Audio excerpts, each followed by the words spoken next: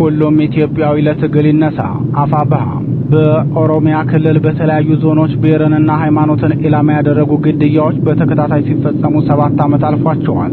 ባሳለፍነው ሳምንት በዚሁ ክልል አሩሲ ዞን የኢትዮጵያ ኦርቶዶክስ ተዋሕዶ ቤተክርስቲያን አማኞች ላይ የደረሰው ግድያ በርካቶችን አስቆጥቷል። ይህን ሃይማኖት ተኮር ግድያ አስመልክቶ በርካቶች ተቃውሟቸውን የገለጹ ሲሆን የአማራ ፋኖ ብሔራዊ ኃይል ዛሬ ባወጣው መግለጫ የአማራ ፋኖን ወደ ጫካ የገፋው ዋናው ምክንያት አገዛዙ በአማራ ሕዝብና በቤተ እምነቶች ላይ የሚፈጽመውን መዋቅራዊ ጥቃት እንዲያቆም በሰላማዊ መንገድ ተደጋጋሚ ጥያቄዎችን ሲጠየቅ የብልጽግናው አገዛዝ ግን ይህንን ጥያቄ ከመስማት ይልቅ በጩኸት በመመሰል ወደ ሙሉ ዘር ማጥፋት ጦርነት በመግባቱ እንደሆነ መላው ሕዝባችን የሚያውቀው ነው ብለዋል። በአርሲ ዞን ጉና፣ መርቲ፣ ሸርካና ሆሎንቆ ዋቢ ወረዳዎች የኢትዮጵያ ኦርቶዶክስ ተዋሕዶ ቤተክርስቲያን እምነት ተከታዮችና ካህናት በሃይማኖታቸውና በአማራ ማንነታቸው ላይ ሲፈጸም የቆየው ግድያና ስቃይ እጅጉን ተባብሶ መቀጠሉን አፋብኃ በመግለጫው አስታውቋል። የአማራ ፋኖ ብሔራዊ ኃይል መግለጫ አክሎም ይህ መዋቅራዊ ጥቃት የብልጽግና አገዛዝ ወደ ስልጣን ከወጣበት ጊዜ ጀምሮ እጅጉን ተባብሶ በሁሉም የኢትዮጵያ ክፍል በካህናትና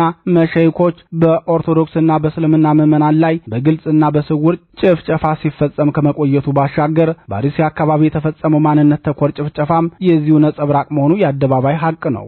ጥቃቱን ይበልጥ አስከፊ የሚያደርገው የዜጎችን ደህንነት የመጠበቅ ኃላፊነት ያለበት አገዛዝ ለጨፍጫፊዎች መሳሪያ ማደለን ጨምሮ በቀጥታ በግድያዎች ላይ እየተሳተፈ የሚፈጽመው መሆኑ ነው። ይህ ተግባርም አገዛዙ የአማራን ሕዝብና ቤተ እምነቶቹን በተለይም የኢትዮጵያ ኦርቶዶክስ ተዋሕዶ ቤተክርስቲያንን ማጥፋት የዕቅዱ አካል መሆኑን በቂ ማሳያ ነው ሲል ተቃውሞውን ገልጿል። አገዛዙ እነዚህንና መሰል ድርጊቶች እየፈጸመ ያለው የቤተክርስቲያኗን መዋቅር በቁጥጥር ስር በማስገባት ጭምር ነው ሲል የገለጸው አፋብኃ ኃላፊነት ያለባቸው መንፈሳዊ አባቶች አገዛዙ ድርጊቱን እንዲያቆምና እንዲያስቆም በቂ ትግል ማድረግ ሲገባቸው ጥቃቱን ለማውገዝ እንኳን ዳተኝነት እንዲታይባቸው ምክንያት ሆኗል። የጥቃቱ ሰለባዎችን ማንነት የሚጋራው ሕዝብም ሆነ ሌላው ኢትዮጵያዊ የጥፋት ተልዕኮ ይዞ የተነሳውን አገዛዝ ማስወገድ ላይ ከማተኮር ይልቅ ከገዳይ ፍትህን የመናፈቅ አደገኛ አስተሳሰብን በመሸከም ዛሬም እንደ ትላንቱ ሻማ በማብራትና ፍትህ በመለመን ሞቱን የሚጠባበቅ መሆኑ መጪውን ጊዜ አስከፊ ያደርገዋል በማለት መዋቅራዊ ለውጥ እስካልተፈጠረ ድረስ የብልጽግናው አገዛዝ በንጹሃን ላይ የሚፈጽመውን ማንነት ተኮር ግድያ እንደማያቆም